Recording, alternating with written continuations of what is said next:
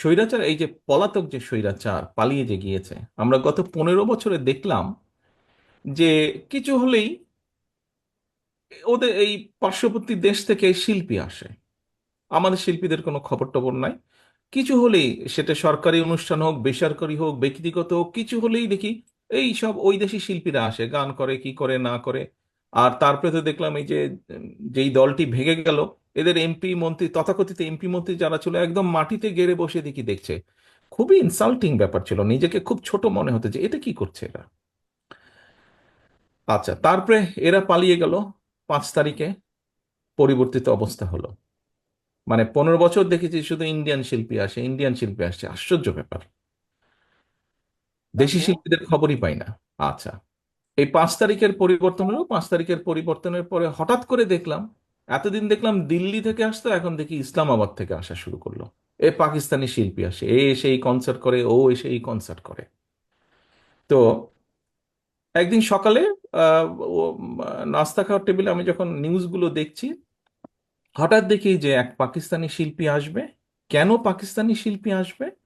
সে আসবে বৈষম্য বিরোধী আন্দোলনে যে সকল ছাত্রছাত্রী আহত হয়েছে বা বিভিন্নভাবে ক্ষতিগ্রস্ত হয়েছে, তাদের জন্য ফান্ড রেজ করবে। সেই শিল্পী কোনো পয়সা নিবে না, সেই ফান্ডের জন্য যা পয়সা উঠবে সেটা সব তারা সেই ফান্ডে দিবে।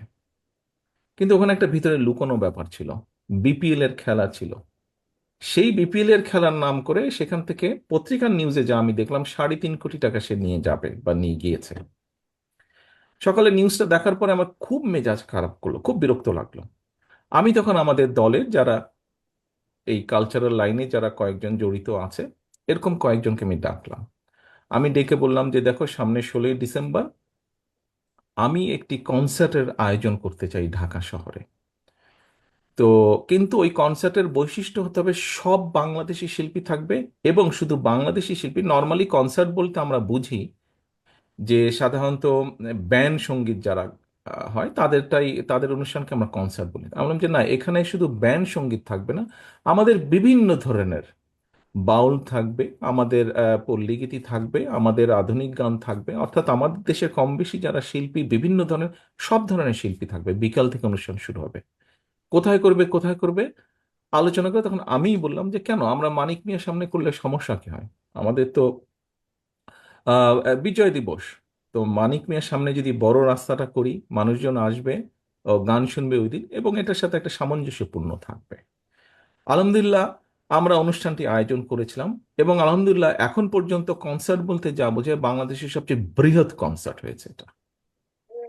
সবচেয়ে বৃহৎ কনসার্ট অনুষ্ঠান করতে পেরেছি আমরা।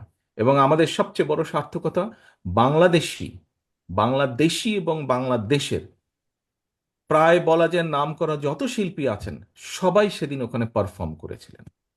তো এই ঘটনাটা আপনাকে আপনাদের সকলের সামনে আমি এই জন্য তুলে ধরলাম। আমাদের রফিকুল ইসলাম যেটা বলেছেন, আমি ওনার উত্তর হয়তো কথা প্রসঙ্গে অনেক কিছু বলতে পারতাম যে এই করব, এই করব, এই করব, বাট কিছু হলেও, ছোট হলেও, সেটি পর্যটন বলেন, কৃষ্টি কালচার বলেন, আমরা করেছি, অন্তত করার উদ্যোগ নিয়েছি, চেষ্টা করেছি আমরা।